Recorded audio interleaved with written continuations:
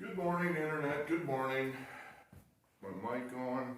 It's been a couple days since I shot one of these videos, so I'm just double checking everything's the way it should be. Eric Arnold here.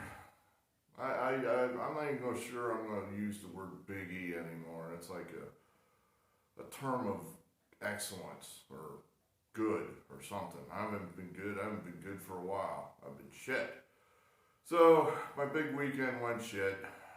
43 wins, 50 losses. No need to keep you in suspense. That's 43 losses. I'm sorry, I can't even say that right. 43 wins, 50 losses. I don't have an explanation. I really haven't had enough time to sit and digest it. Basically, if the model showed an edge, I just wrote it down. Clearly it didn't work. So, our season record now is 212 wins, 197 losses.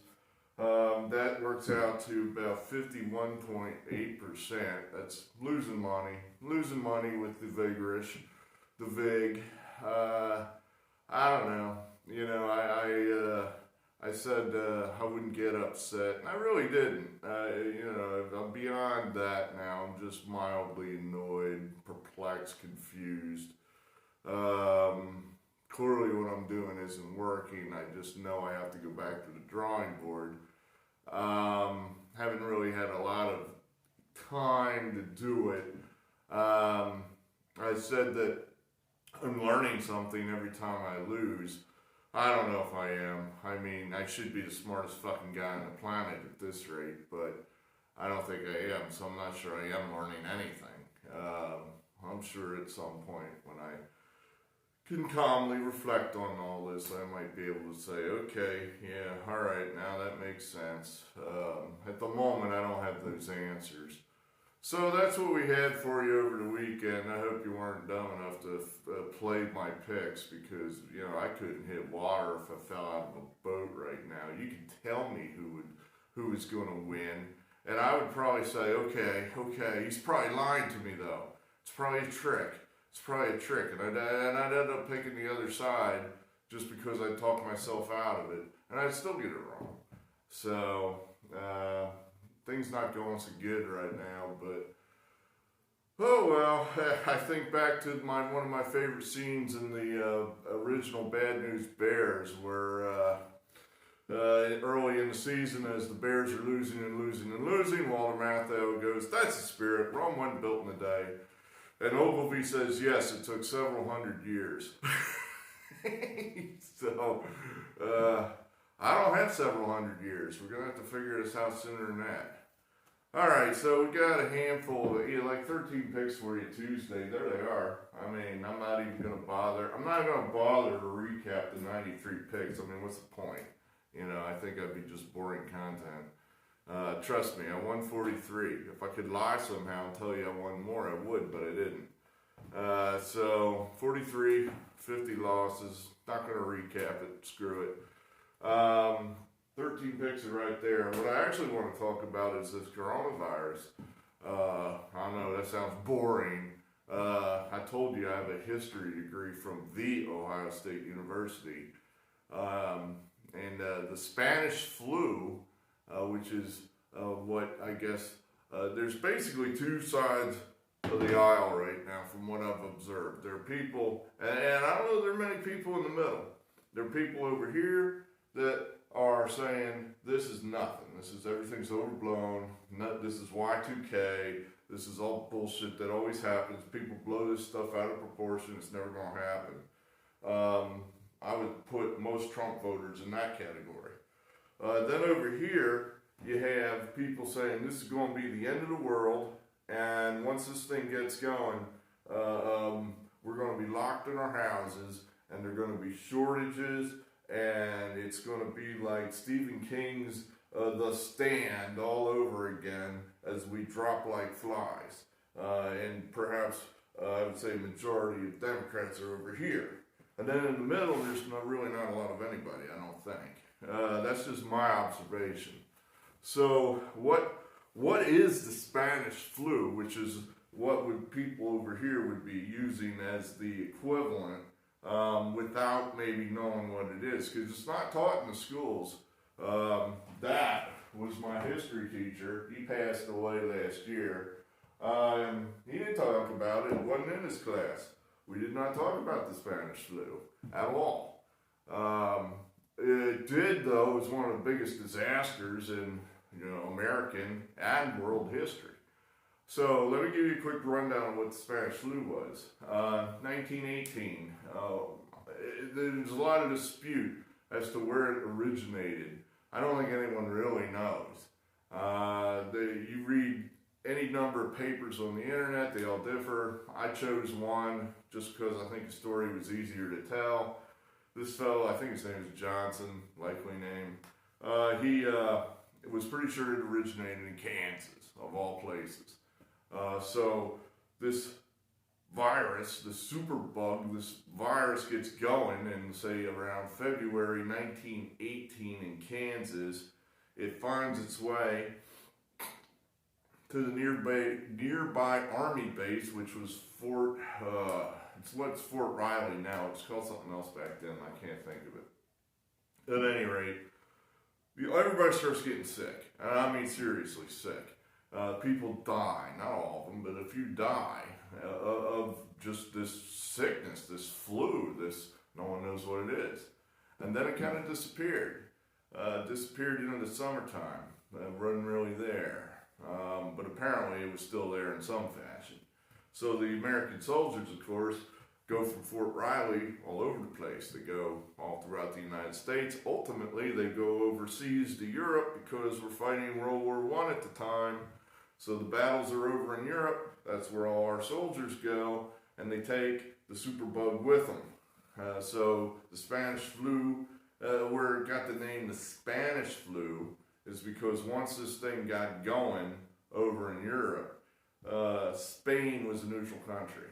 And all the other countries really just kind of, we're not going to talk about the flu, just because we don't want our enemies to know we got the flu.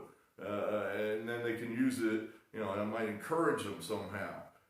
Might be able to use it against us somehow. So, no talk about the flu in the newspapers. Well, Spain was neutral, so they told the truth. Hey, everybody's getting sick. A lot of people are dying. So that's why it got the handle, the Spanish flu. It didn't originate there. We brought it over there. So Europe, everybody's getting sick now. The war is starting to wind down. The war ends in November 1918. We are over there fighting with the Allies. War ends. Now our soldiers are all coming back. A lot of them are sick with this flu. As they come back, now they infect a lot of the rest of the country.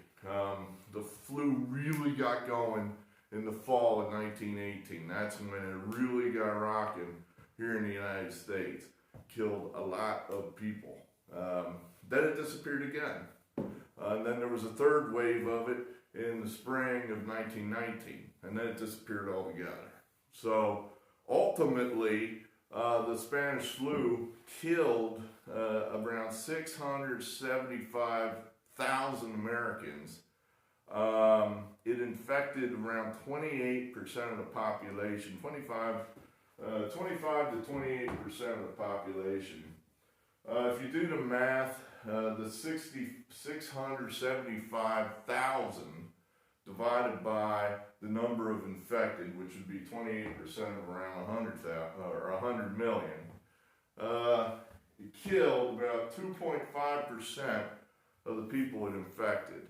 Now, is that bad? Is that terrible? Is that good? Well, okay, so let's take your Stephen King flu, Captain Trips, which left, the desolate wasteland of nothingness, but just a handful of good people and evil people, which then, I guess, there's a stand in there somewhere. That's the name of this book. That would have had a mortality rate of like 99%. So it's not that. The Spanish flu certainly wasn't that. Compare it, say, to normal flu, just your run-of-the-mill, like I got the flu this winter. There's all kinds of strains of flu that come, they go, they mutate. It's just general, common, run-of-the-mill flu. That generally kills around 1 person out of 1,000. So that'd be 0.1%. I guess doing the math on that, that's about what the flu, or the Spanish flu, is probably around 40 times more deadly than the normal flu.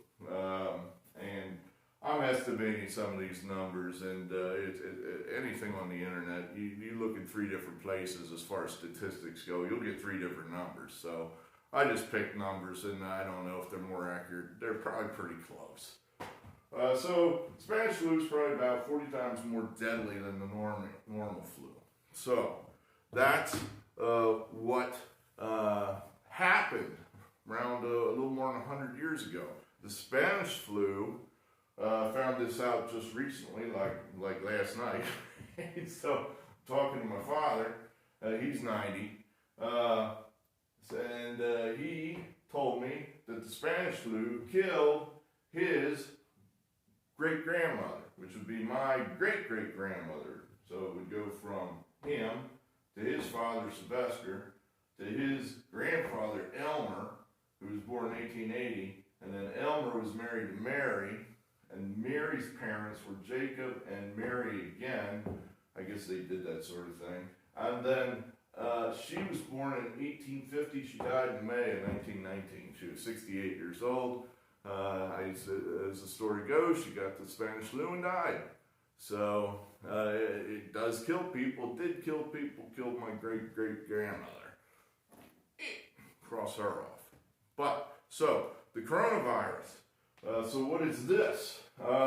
Best I can tell from looking at the stats and whatnot. Now these numbers, these are ought numbers. This is how contagious this stuff is.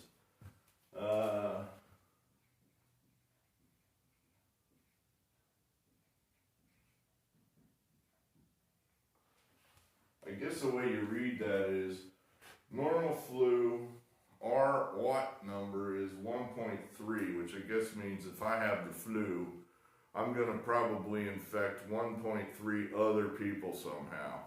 Either just by talking to them, or they touch a doorknob I've touched, or what have you. I sneeze on them. Spanish flu, if you're infected, you're going to infect 2 other people.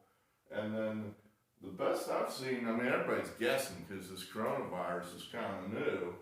The number I've seen for this thing is 2.2, so it's even slightly more contagious than the Spanish flu. Now that number might come down. That very well could come down. Everybody's looking for this thing now. Everybody wants to find it, quarantine people, separate people, make sure it doesn't get out of control any more than it already is. Now the mortality rate of this thing, again, you're dealing with partial numbers here. This came out of China, obviously. You can't believe anything those guys tell you. So I don't know if their numbers are accurate or not. But if you look at the Johns Hopkins, they have a calculator, I guess, if you will, a scoreboard. That's probably a bad term. But a tally sheet to keep track of the number of cases, the number of fatalities, the number of people that have recovered. And right now, I'm pretty sure the deaths are upwards of 3,000. And the number of cases is approaching 100,000. So that's like 3%. So it's right there. I mean, again, that number might go down. Clearly, I think that there are more of these cases that are being reported that are known. I think, for example, that 100,000, that might just be people that have gone to the hospital. There might be 10 times that many people that have been infected, but never went for treatment because they didn't get that sick. So that mortality rate could be much, much lower. I view that as a good and bad thing. I mean, it's good that it's not as high as 3%, but the bad part of that is then you don't have 100,000 people running around with this thing. You got 1 million maybe. So where does this fall? I mean, what do we need to know here? What's going to happen? Is this the end of the world? Is this a nothing? End of world.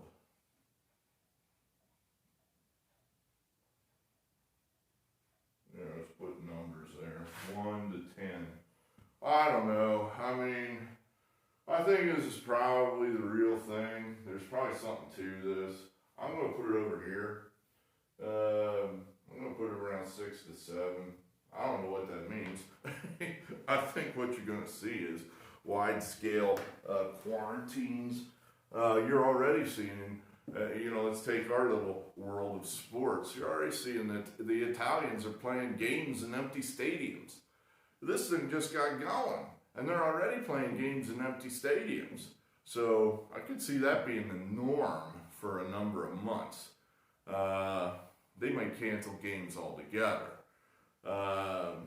which is going to suck for us, because then what are we going to do? I thought about that. I guess we're going to have to bet on like esports or something like that. I don't even know what ESPN would show us. Would they just show us endless replays of Patriot Super Bowls or something like that? I don't even know.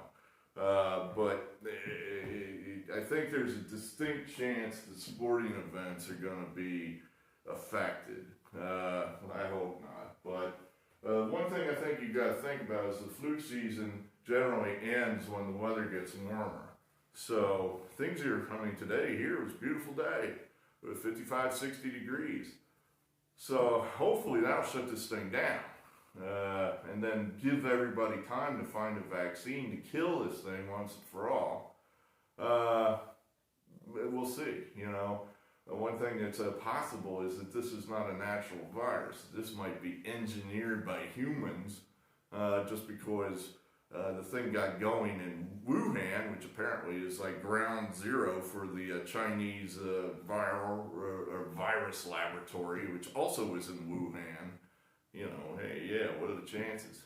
So, is it a natural deal? Is it a weaponized? I don't even know what that means. I mean, I'd like to think there's no government on this earth that is like manufacturing some bug, like in Stephen King's The Stand, manufacturing some virus to wipe out the population just to do it. I mean, what the fuck good is that? Why are you doing that for? So I'd like to think that the Chinese didn't do that.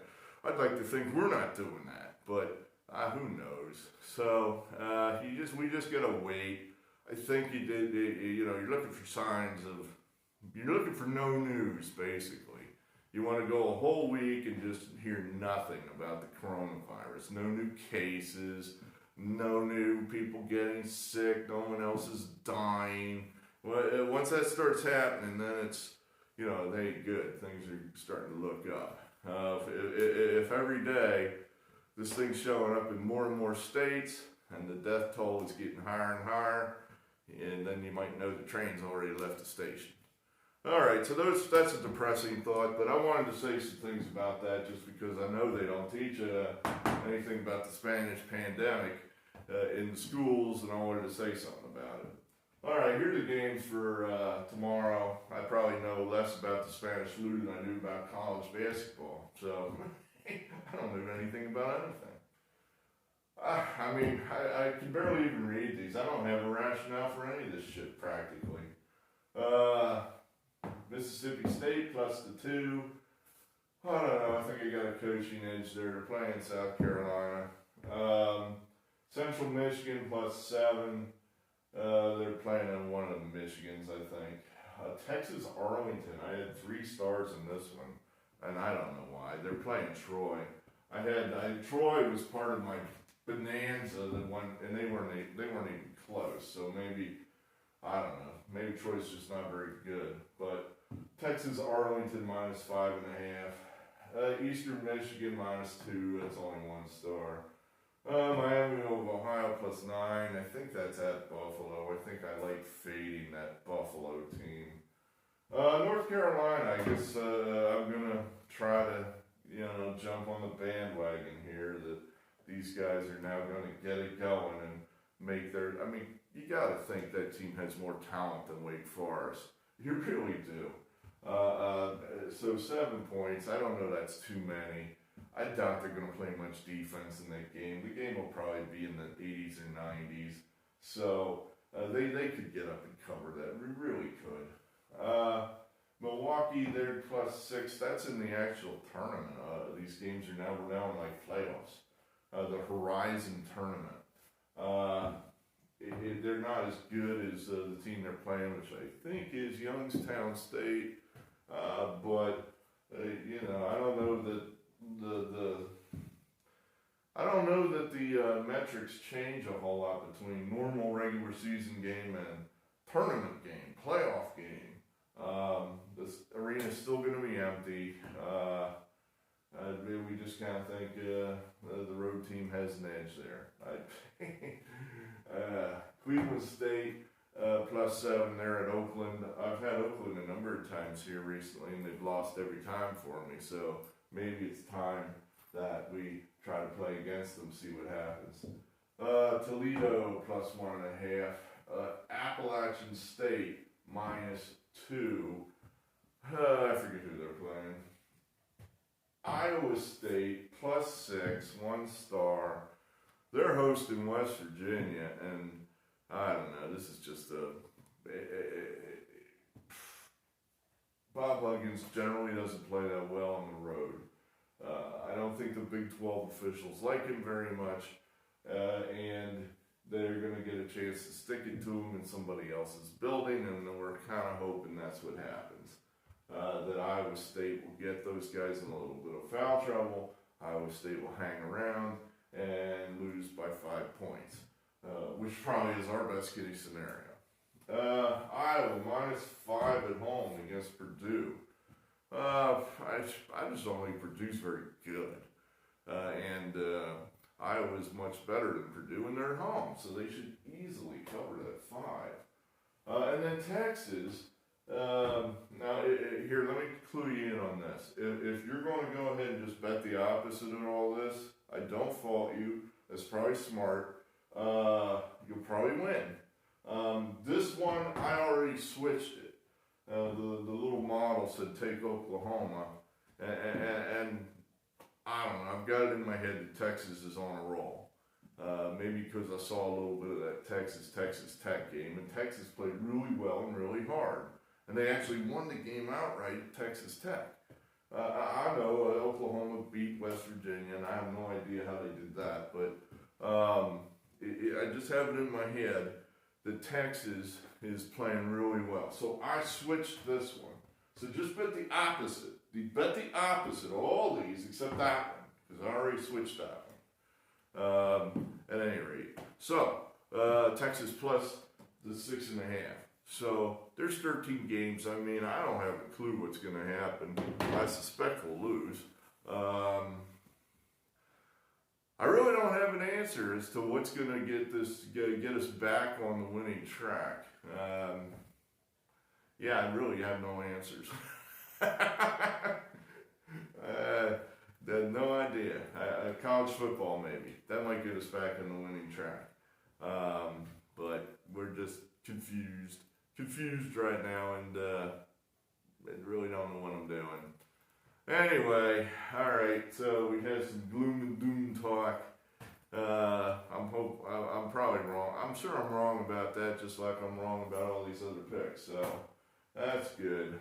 That's real good. I mean, nobody wants a giant fucking flu killing people. Who needs that? Nobody wants that. So good. I feel like Lee Corso, where, come on, Lee, pick our team, or pick against us, then we know we'll win. You know, you're always wrong, so pick against us, and then we'll win. Yay. All right, so I don't know. We'll try to get you another video tomorrow. I don't know. I'm running out of steam. That's got to be part of why I'm losing with some of these road teams, I think. Except I've looked for that in the historical record. It's just not there. That's what is exasperating me, and I can't figure this out. But anyway, from me to you, Eric Arnold, good night, good gambling, good luck, good Christ.